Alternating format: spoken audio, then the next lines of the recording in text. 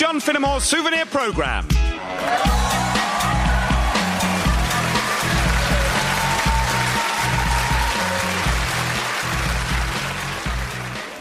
So, Laura, what's your new guy like then? Oh, are you seeing someone? Yeah, just started, yeah.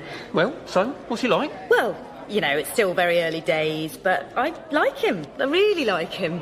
Oh, that's great. Well, who is he? We allowed to know? Yeah, I think you both know him, actually. Ed Reachman.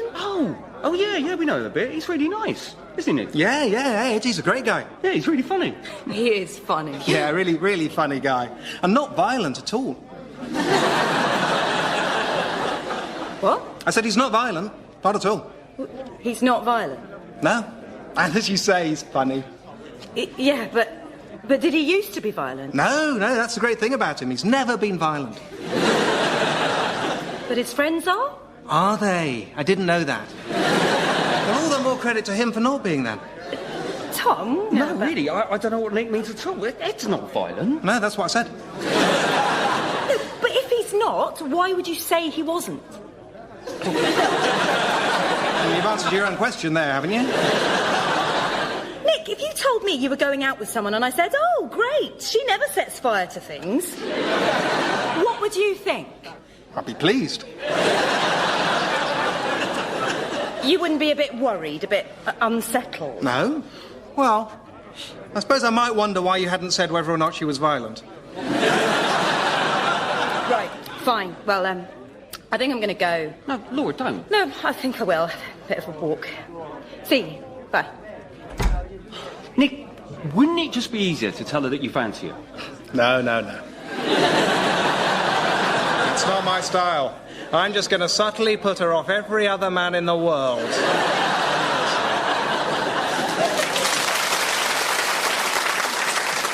Welcome to the Pittman Museum of Fine Arts. For the standard audio tour of the collection, press 100. For a guide aimed at older children, press 200. And for a guide aimed at 5-year-olds, press 300. You've selected the audio tour for 5-year-olds. To begin, enter the large vaulted gallery across the hall. Devoted chiefly to artifacts from the civilizations of ancient South Asia, it contains arguably one of the most fascinating exhibits in the whole museum. You can find it between the big pot and the carpet with all the crossmen fighting. And it's a quite remarkable example of an early 21st century fire extinguisher. Made in 2008 by C.H. Sharp and Company, fire extinguishers like this one are used every day by real firemen in yellow hats. It's a very different world from ours, but perhaps we can get just a sense of what it must be like for them by running round and round the room pretending to be a fire engine. Ninor, ninor. When you finish doing that, step through the arch to your right into the gallery of the early Flemish masters, where, if you stand on tippy toes and look out the window, you can see a lorry. Can I have a word with you, son? Anytime you like, Moon. Well, look, don't take this the wrong way, but I was wondering if you would mind, possibly, just backing off a bit. From you? From me and from the Earth. OK. Might be tricky. Why, though? Well, it's just the Earth and I are getting on really well at the moment. Oh, yes? Yeah, we've got this shared interest in tides. And the thing is, when you come round every day, it's making me look a bit bad in comparison. Oh, right. Yeah, there I am, shining my hardest, illuminating everything, and you know what they call it? Night. Oh, dear. So let's see if I've got this straight. You want me to back away from the Earth, leaving the Earth where it is? Please. And you want me to stop coming round the Earth so often? Would you mind? I just think it would make me look better. Leaving aside certain practical difficulties, better in what way? Well, you know, brighter. Oh, I see. You want me to go further away so that your light, the light you shine, will seem brighter. Yes. Is that so hard? It's quite hard. Look, it's just when I'm compared every day with a vast miasma of incandescent plasma like you, I can't help feeling a bit... Eclipsed. I knew you weren't fine with that. How many times do I have to say I'm sorry? No, I am fine with it. It was funny. Hey, Earth, look, I'm as big as the sun. Oh, it was a funny joke. Yeah, because it's so untrue. So untrue. Yes, I know. But anyway, look, I'd like to help. I'd be quite happy to move away, leave you and the Earth where you are, and let you beam forth your powerful moonlight in peace. Oh, thanks. I just don't think it's possible. Not possible. No, sorry. Right, fine, no worries. Stuck-up sod. Thinks the world revolves around him.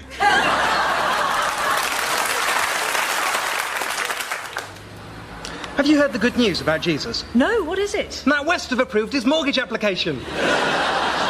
So he's going to buy that flat in Cirencester. Oh, that's great. Where's he staying till then? He's going back to see his family in Portugal. And he's invited us to go and stay with him. That's amazing. What a friend we have in Jesus. Amen.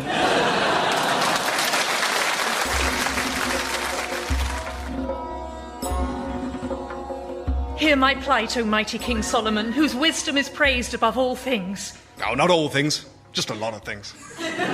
Great King, this woman stole away my child in the night, and now saith that it is hers. Is that what you saith? Aye, and I say it truly. This woman here, O wise and sagacious king, pretends my own child is hers, that she might take it from me. Right, so you both say the kid's yours. Yes. All right, then which of you can tell me this? What is his name? Aaron. Eli. Aha! Of course, for this to work, I need to know what his name really is. What is it? Eli. Aaron. Ah, I thought that might work. Okay. Try this. What colour are his eyes? Brown. Brown. Really? You're both saying brown? They are brown. You sure? Because if when I take my hand away it turns out they're not brown, you both lose. So simple game theory would suggest that one of you should switch to blue. No? Neither of you? Okay, let's have a look. Yep, they're brown. Oh, I know. Let's put him in between you. You both call him and see who he comes to. He can't walk. No, but he can sort of wriggle about, can't he? No. Oh, to be honest, then, that beats me why you're both so keen on him. Oh, I've got it now. This is a really good one. Bring me a sword. A sword? What do you want a sword I'll for? tell you what I want a sword for, thank you. With this sword, I shall divide the living child in twain and give half unto one and half unto the other. That's just stupid. It's not stupid, it's the wisdom of Solomon, so shut up. It is stupid. You'd just kill him. Yeah, I know I'd kill him. I know what swords are for, thank you very much. It's the only way to be fair. It's not fair, it's crazy. Don't worry, he's not going to do it. It's a trick. I am going to do it. I'm going to cut him in half. Right now. With this sword. Unless one of you stops me, because I am a wise and just king, I will now bisect this little baby. Oh, come on, one of you back down. No. I wasn't going to do it, but you know what? Now I'm going to have to. Do you want it done lengthways or down the middle? No, let her have him. Oh, don't both say it. What's the point of you both saying it? What did you think? One of us would go, oh, well, half a dead baby's better than no baby. Yes, I thought only the mother would give up her claim to save the baby. No, we both like the baby. That's the whole problem. You're an idiot. Well, look, I'm sorry. I'm trying my hardest here. I'm sorry if my wisdom's not wise enough for you. I'm just trying to do the right thing for little Isaac. His name's Eli. No, it's, Aha! Aaron. It's Too Aaron. late! Damn it! The wisdom of Solomon, ladies. Never underestimate it.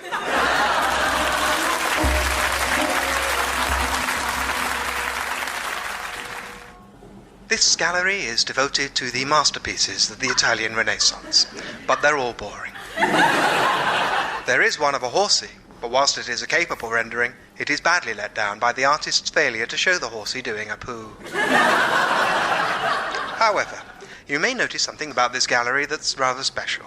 It's really, really long and thin, and although there's carpet down the middle, fascinating, this has been removed at either side, revealing the highly polished wood that lies beneath. It is thought by many that if we were to take off our shoes and run as fast as possible, we could do epic skitties. Skitties!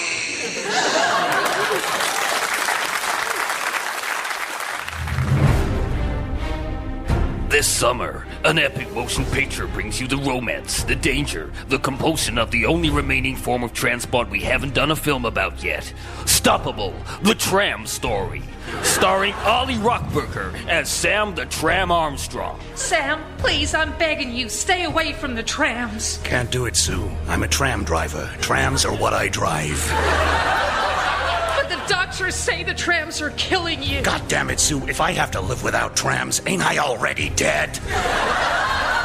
And Jessie Bain as Sally Stairs, the small-town girl with a big-time dream to drive a tram. So, you're the little lady who reckons women can drive trams. I reckon so, sir, yes. Well, you're absolutely right. 45% of our drivers are women. Welcome aboard. And special guest starring Simeon Blackwell as Jilks, the old-timer who's seen it all. If by all you mean a lot of trams. Oh, I've seen such between here, Greg. I've seen bicycles with their wheels stuck in the tram tracks. Pushchairs with their wheels stuck in the tram tracks. Mobility scooters with their wheels stuck in the tram tracks. It happens a lot, is what I'm saying. Until one day. So, you came to me. Sam, we need you to drive one last tram for us this morning. And then another 8 this afternoon and another 16 tomorrow, and then it's the weekend.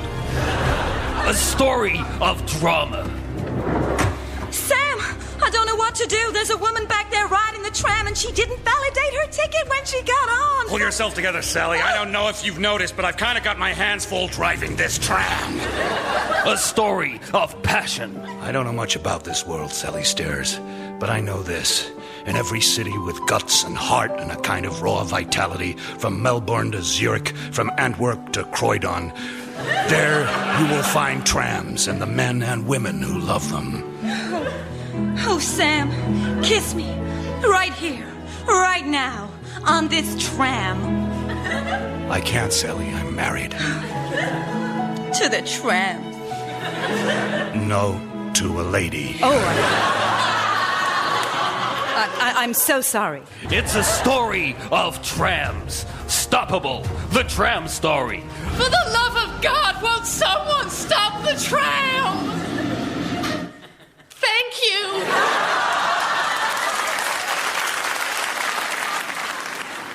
Yeah, we was always lumped together, me and him, when we was little. Not because we was friends, see, but because we were ugly. Oh, yeah, no uglier than sin we were. But he was uglier than what I was, you see. So he got the flack, you know, teasing and bullying and what have you. And I know I just kept my head down and used him as sort of a lightning rod, I suppose. It wasn't fair on him, really, but Lord knows he got his own back, didn't he? Because then we grew up and turns out the bastard was a swan.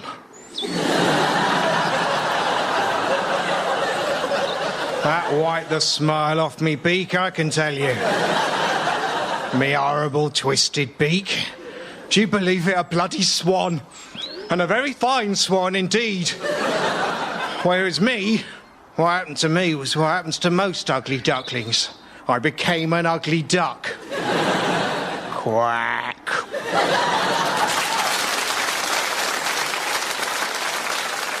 So, the terms were agreed on, as I understand it, are these. An 8-week-long promotion during which every branch of your burger bars will display posters of our kids' movie in every outlet and give away toys based on our characters with every child's meal. That's right, and the price is $85 million. That's correct. Let's shake on it. Pleasure doing business with you. And with you. Great, I'll draw out the contract. Great, and I'll put some heat under our accounts guys to make sure that you get your money ASAP. What? What? Aren't we paying you? What? No, we're paying you. I thought we were meeting to see if we could get you to let us use your hugely popular movie characters to attract kids to our restaurants. Well, I thought we were negotiating to get your hugely popular chain of fast food restaurants to promote our movie. Right. That does explain why the negotiations were a hell of a lot easier than I was expecting. Yeah, me too. I mean, you took the first price I offered. I thought you were a pushover. I thought you'd misread your notes. I jumped in before you could correct yourself. I was expecting to pay $100 million. Yeah, me too. So, Who normally pays who? I don't know. I only joined last month. I just assumed we paid you. I mean, your movies are huge. Loads of kids are going to come into our restaurant if we give away your toys. Yeah, but your restaurants are everywhere. I mean, loads of kids are going to come to our movie if they've been given toys for it. Yeah, they both sound plausible, don't they? Yeah. OK, look, hang on. I'll phone my boss. Don't they expect you to know this sort of thing? Don't worry. I'll be subtle. Hi, it's Alvin here. Alvin, how are the negotiations going? Yeah, pretty well. Pretty well. Not bad. The figure on the table at the moment is 85 million. What? That's crazy! Yeah, I know. It's a surprising amount of money because it's so... So low? Do you need me to tell you that's low? No, I know it's low. And of course, for us, that's That's what? Important. Yeah. So, don't waste time talking to me. Get back in there. Yeah, get back in there. In order to... Any luck?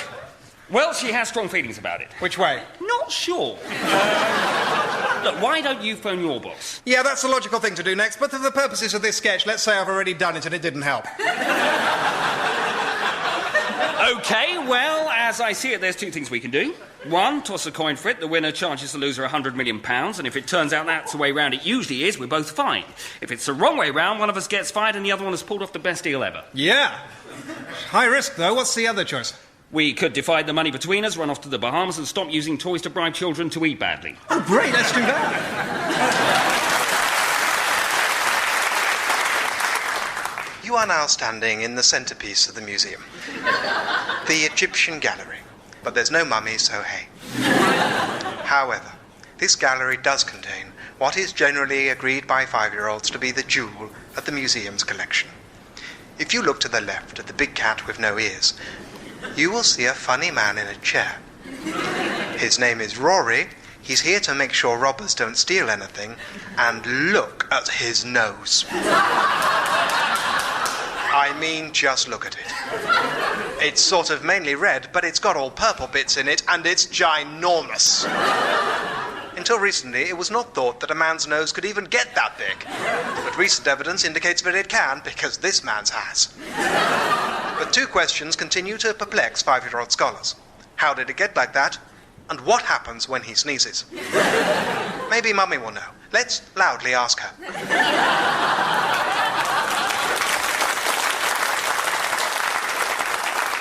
Hello, Dr. Aston. Hello, Nora. Welcome. So, how's this week been?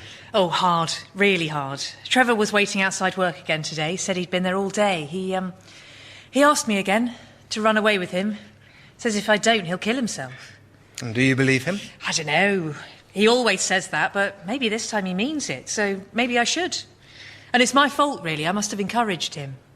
Do you think you encouraged him? Well, not really. I always told him I wasn't interested. But like he says, I was probably using psychology on him. So perhaps I owe it to him to do what he wants. I don't know. What do you think? What do you think? No, but really, what do you think, Dr. Aston? I really need some advice. Well, Nora, you know I can't tell you what to do. It's your decision. What I can do is help you explore it.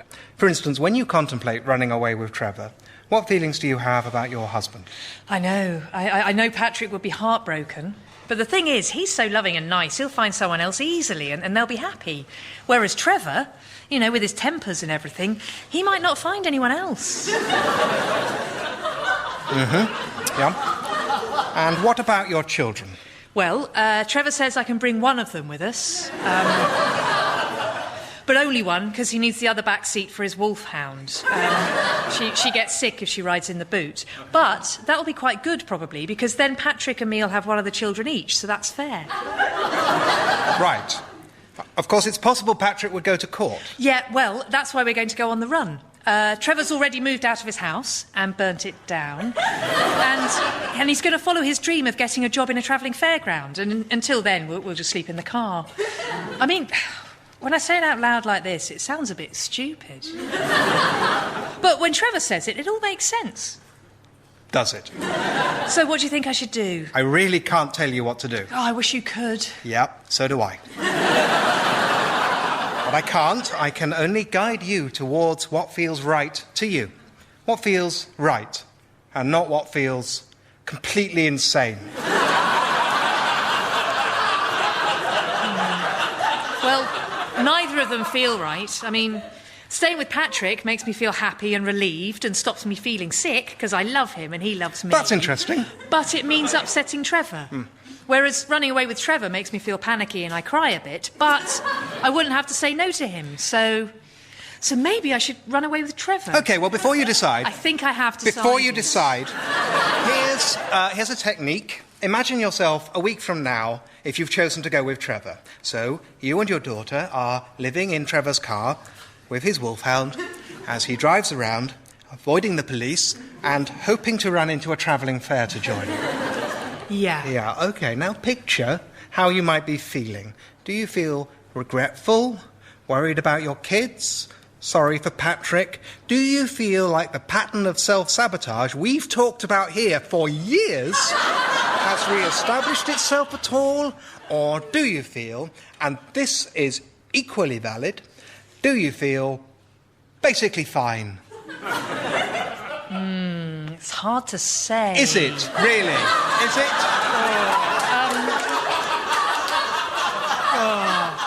I think I would feel basically fine. Do you? Yeah.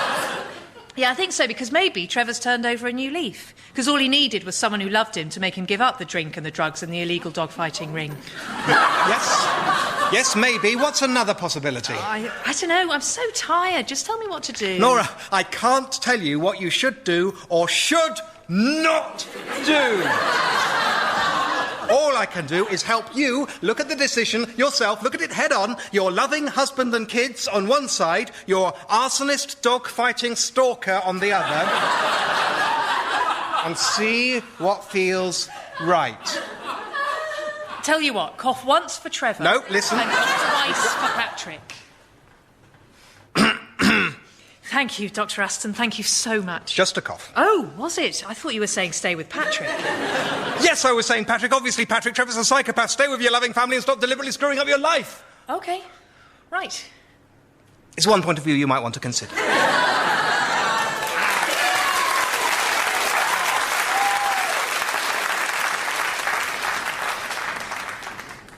This room's just more pictures. But I tell you what, go up to the three pointy ones in the middle, put your head on one side, and then repeat after me. Mummy, they've misattributed this triptych to Giotto. I promise it'll be worth it.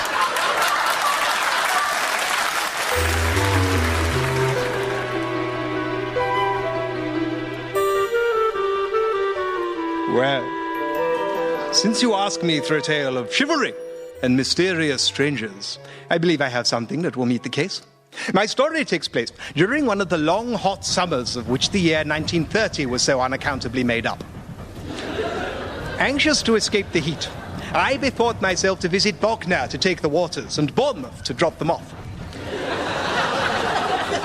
I managed to secure a compartment on the train to myself, took out my copy of the Daily Express and spread it over the table so as to keep clean my copy of the Times.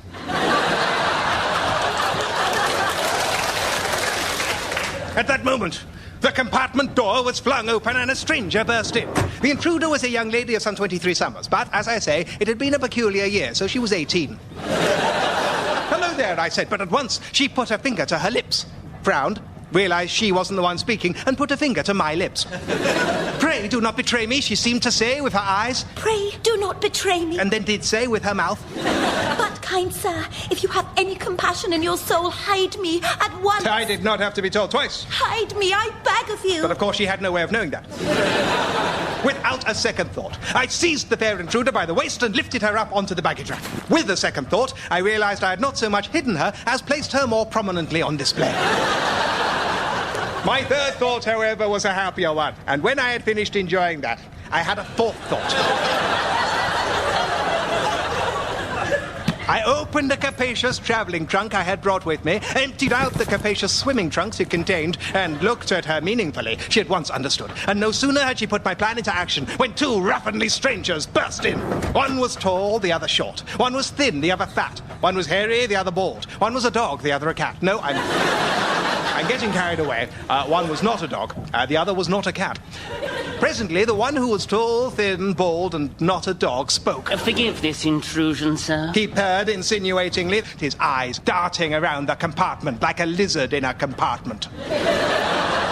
But my associate and I were just looking for... Our niece. His stunted accomplice supplied. Precisely so, our niece. Your niece? You are then uncles by trade? We are indeed, sir. Professional uncles. And it is precisely in that capacity that we embark, sir, in our niece-seeking errand. Well, what does she look like, this niece of yours, I asked, endeavouring to enter into the character of an innocent traveller. Can you not describe her to me, I added, entering further into the character and discovering he was Dundonian by birth. I mean, to say her appearance, I concluded, subtly dropping in the stutter, which I felt sure my character suffered. Her appearance, well, she looked very much like most nieces look, didn't she, Uncle Scarface? Well, yes. Tell you what she did look like, though. You know them incredibly wealthy heiresses to icing sugar fortunes what are always getting kidnapped on trains? Well, she sort of had that look about her. Did she indeed, I replied, feeling instinctively that in the surprise of this revelation my character would naturally lose both his stammer and his Scottish accent.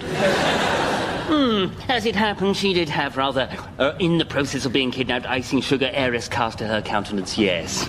She was always being teased for it at school. Indeed. Then I fear I cannot help you. I have seen no one in the least similar to that description. Why do you want to find her, anyway? Oh, well, she forgot to write us thank you letters. Precisely, for the rich and generous gifts we bestowed upon her at Christmas. So we just wanted to tell her that she mustn't worry about it. It's quite all right. If I see her, I'll be sure to pass on the message. But for now, gentlemen, I will bid you good day. Of course, good day. Oh, but before we leave, I fear I may have dropped my handkerchief into your trunk. And with that, he sprang lively to my trunk and flung it open. But, of course, as you know, it was empty, for as I told you, I had taken out my bathing costume just before he entered. Oh, I see I was mistaken. Well, sorry to disturb you both. Especially you, sir, as I see you were just preparing to visit the train swimming pool. Oh, don't mention it. And with that, they were gone. Well played, madam, I said, turning to my companion. May I say those bathing trunks fit you superbly? It was the perfect disguise. She replied, colouring prettily. And thank you so much for hiding me. Those two had caught me. There would have been hell to pay. Yes, it sounds like it. They're clearly desperate fellows who would stop at nothing. I'm afraid so. Naturally, they put on an act for you, but let me tell you, they're actually really strict about getting their thank you letters on time, our Uncle Fingers and Uncle Scarface. What? I cried, you mean to say they are your uncles? Of course. They told you so, didn't they? Yes, but aren't you the heiress of an icing sugar fortune in the process of being kidnapped? Don't you start. I get enough of that at school. Good night. John Finnemore Souvenir programme was written by and starred John Finnemore, with Margaret Cabourn-Smith, Simon Kane, Lawry, Lewin and Carrie Quinlan. The producer was Ed Morris. To find out more about the show, why not buy me a few drinks? I could tell you some things.